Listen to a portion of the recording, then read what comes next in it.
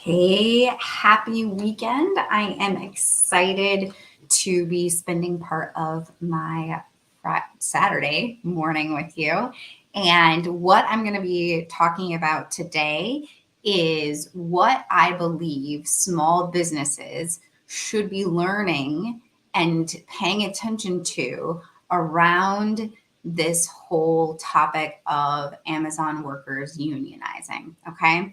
So that's what we're going to unpack today is what lessons are there for us small business owners when we can look at one of the largest, most powerful, profitable companies in our world, and what are they doing and what should we learn from that. And so that's what I'm here to talk to you about. But before I get into what should we be learning from this Amazon unionization situation, I just want to invite you, if you are someone, a business leader, a business owner who wants to get more in depth about this idea of ethical business practices and how we don't have to sacrifice humanity or profits, how we can have healthy, functioning, thriving businesses that doesn't have to sacrifice one or the other, I encourage you to book a call with me. I put a link in the description, so feel free to grab some time on my calendar, and I'll be excited to chat with you about that further. But let's go ahead and dive in to what we're talking about today. So, like I said, I think that there is a lot to unpack and learn from this Amazon situation. So I woke up this morning, and obviously this has been an ongoing thing, but one of the first news articles that I saw was an article saying that one of the leaders at Amazon, whose name is escaping me, and I don't have the article pulled up in front of me, went on record and doubled down on this idea that the union doesn't support the workers, that it is actually in the best interest of the workers to not unionize. And furthermore, that their what do you call it? Their injury numbers are misunderstood in their warehouse. And so I was just flabbergasted by this. And it shows me that Amazon is not prioritizing what I think we should be thinking about when we are committed to ethical business practices. And so that is the thing that I want small business owners to be really paying attention to, is how do we create a space for ethical business ownership, because we have this great reckoning happening right now, the great resignation, as people have labeled it. I've talked about that in my lives before. And people scrambling about how do we keep good talent? How do we find good talent? I'm telling you right now, I'm experiencing some of that in one of my businesses with my children's theater. We are so fortunate that we get to be back on the road this summer and tour, but life is very different than before the pandemic. I already had to put a lot of effort and energy into finding really quality educators for my business prior to the pandemic, because it's a hard job that we ask educators to go out and tour across the country, have multi-talented, multifaceted positions where they're acting, they're teaching, they're road managing, they are doing so much. They are launderers and costume fixers, and those are official titles. No, I'm kidding. But recognizing that we are already asking a lot of people, we are asking people to leave an amazing city, Chicago. The reason that a lot of those educators and artists moved to the city in the first place was because they wanted to be here. And I was asking them to leave the city at the best time it is to be in the city, which is summer, and go all over the country, right? So it was already a challenge to find qualified people who are willing to take that on.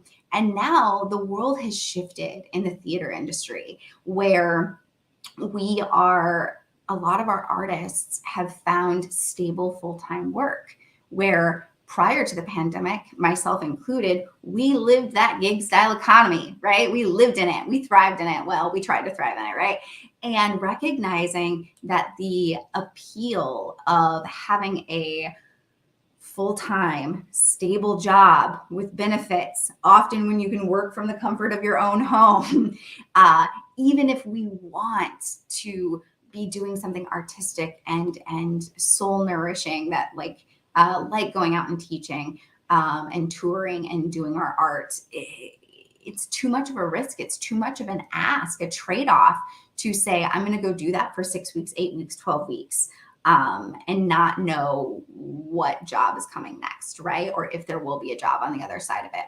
So recognizing that, myself included, I'm going through this right now where I have a summer tour coming up and I still have staffing positions to fill, and I'm still working on finding those amazing artists who I can support and make sure that I can fulfill the responsibilities of my contracts with my clients while also taking care of the needs of my workers. So it's happening to all of us, myself included.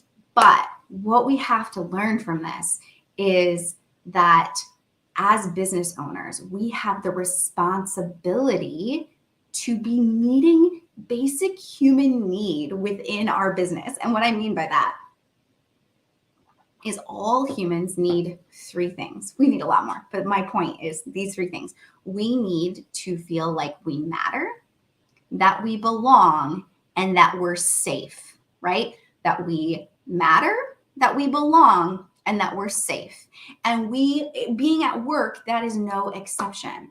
And that is what I think we need to be learning as we are watching this unfold with Amazon, is I believe that these Amazon workers are not getting any of those things.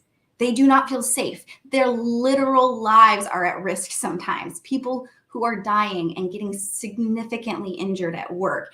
And then the people at the top coming out and saying, oh, you misunderstand our numbers. No, you misunderstand the needs of your workers. And yeah, I feel soapboxy right now. I can feel the spirit in me right now. I can feel the fire in me, and I'm just going to roll with it. But yes, take care of your people. Make sure they're safe. That is a priority. Make sure they feel like they belong. They are part of a team, that they are part of something good, that they are contributing in the world, right? That goes into the mattering part, right? That you are prioritizing them belonging to what you are creating, that they are not a pawn in your system, but that they are an important contributor that you value and that is adding to the good in the world. That is what I am passionate about, is working with businesses who are very much social enterprise minded. Anybody who's known me for any amount of time knows that I have a lot to say about nonprofit structure. I rejected it in my first business. I'm a weirdo who has a theater that is not a 501c3. Not because I'm a money grubbing, pocket lining theater owner. I wish that I don't even think it's possible. But recognizing that I saw a different way to do business, and that I was dedicated to making sure that the things that are beautiful and wonderful about nonprofits, about the functionality of nonprofits, about taking the money that's coming in and reinvesting it in the work that you're doing, that you're committed to making the world a better place through the social enterprise of your business. That is what matters, right? That we can find this place in between nonprofit world and traditional enterprise, that there is a place for us to live in the middle. And there's probably another margin, because I think that by definition, a social enterprise mostly exists to invest back into itself, right? Like a nonprofit, that their goal is to be profitable. I do think that you can have an ethical business where you are investing your profits back into the social enterprise and still being profitable and paying out to stakeholders, to shareholders, and finding that margin between traditional business model and business enterprise and social enterprise. And that's where I live and breathe. I believe that it is okay to seek ethical profitability. Let me say that again. I think it is okay to seek ethical profitability, but you cannot sacrifice humanity for profitability, yourself included. And that is one of the lessons I had to learn along the way, is that because I cared so much about taking care of others, that meant, my team, my clients, my vendors, that I sometimes sacrificed my own needs, right? My own safety and belonging and well-being. And that is, after 10 years of business ownership, I can't believe that Compass is about to celebrate 10 years next month. It's pretty crazy to me to be at that milestone. But recognizing that that is a journey I had to go on, to recognize that we can have ethical, profitable businesses that does not sacrifice our own humanity or others' humanity in order to be sustainable and functioning and healthy and happy, right? And so to know that Amazon is, you can see where their priorities are when they are investing $4.3 million right now in fighting against unionization. That tells me that they are more committed to their own narrative, that somehow they are at risk, that if the people have the power, that somehow their business is going to suffer, that they are more committed to that than they are to, and to their own profits than they are to taking care of people. I think that when a business gets to the point where workers need to unionize, that is a deep symptom, right? That is a symptom of a problem. It's not the problem, right? I agree that in a perfect world, we wouldn't need unions because businesses would be self-governing to take care of their people and make that of value, right? But we don't live in a world like that, especially with big corporations like Amazon. And so the people have to unionize, to gather, to cooperate in order to have that balance of interest. And so, again, if you're just joining me now, I invite you to grab the link in my description. I'll make sure it's in the comments too. It's not there now because I can't do it while I'm on the live, or if I can, I'm not coordinated enough to do it. But book some time with me to get more in depth about this. How can we have happy, healthy, functioning, ethical businesses, right? So I invite you to grab some time with me, talk to me about how I help businesses do that. So I'm excited to chat with people more about that. But what I think is so important, the most important lesson here, is recognizing that we need to solve for the root cause, not treat the symptom. And that is what I believe is going on with Amazon, that they are, again, so committed to their own narrative that they are treating a symptom. The symptom is our people are unionizing, and that's a problem because of XYZ, right? And so we are going to fight against that and solve for that problem, that symptom, rather than getting to the root cause. Anybody who has ever worked for me can probably tell you that I am very committed to getting to the root cause of a problem, sometimes to nauseam. I sometimes, and I've had to learn along the way the right order in which to do that. I've not always gotten it perfect. There have been times that my workers didn't always feel fully supported because I solved for the root problem rather than taking care of their immediate need first and making them feel like they were the cause of the root problem, when that was never my intention.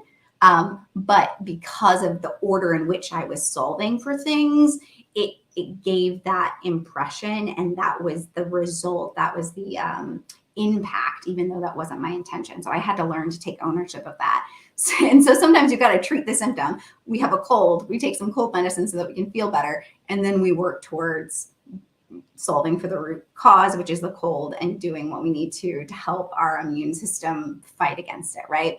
So I I haven't always been perfect about that. I'm still not perfect about that, but recognizing that when we are solving for the root cause, which in this case, I believe is that Amazon workers are not getting their basic human needs met by their company of feeling safe, like they belong and that they matter through the actions of the company, that is what caused this symptom of unionizing in the first place. Solve for that problem. What are you doing to not take care of your people? I will tell you, one of the reasons I have been successful in my life, not just my businesses, in my life, is that I prioritize my people. I always have, and I always will. I think that it is one of the core foundations of ethical business practice, is that you have to see the whole person in front of you, not just the value they bring to your company, not just what's in it for me, and they should be glad they have a job, right? Take care of your people. That is the sign of a true leader. And that is what I want business owners to walk away from this discussion, is that when you don't take care of your people, they will rise up against you, Amazon. And you don't want to be in opposition with your workers.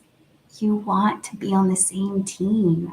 Quite literally, you want to be in a collective consciousness that you are all contributing to the greater good of the world through the work that you are doing.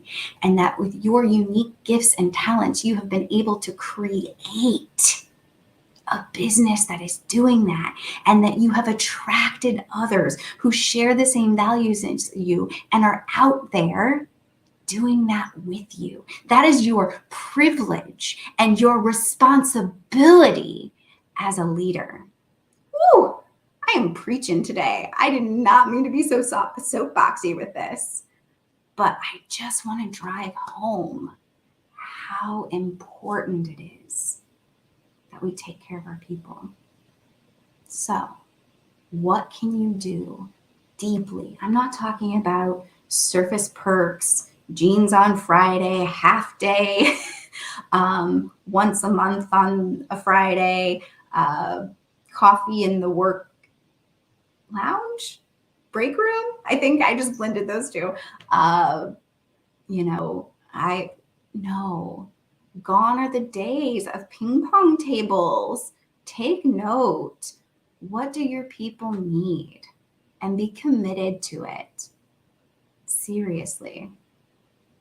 Okay, that's all I have to say for now.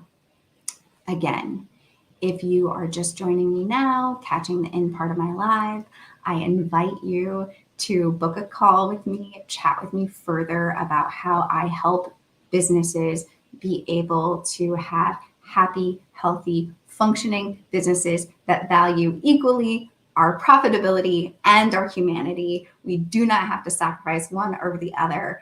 I would love to talk to you about that and how we can have manageable functioning businesses, whether we're solopreneurs, and what that looks like to be manageable and functioning when it's just us, or we have had the ability to build a team and what it looks like as we're growing and scaling, and how we keep all of that functioning and healthy as we grow and scale. So let's chat. Book some time with me. I'm excited to chat with you about it. All right, friends, I'm going to get into the rest of my Saturday. I hope that you have a beautiful weekend, and I will catch you all later. Bye.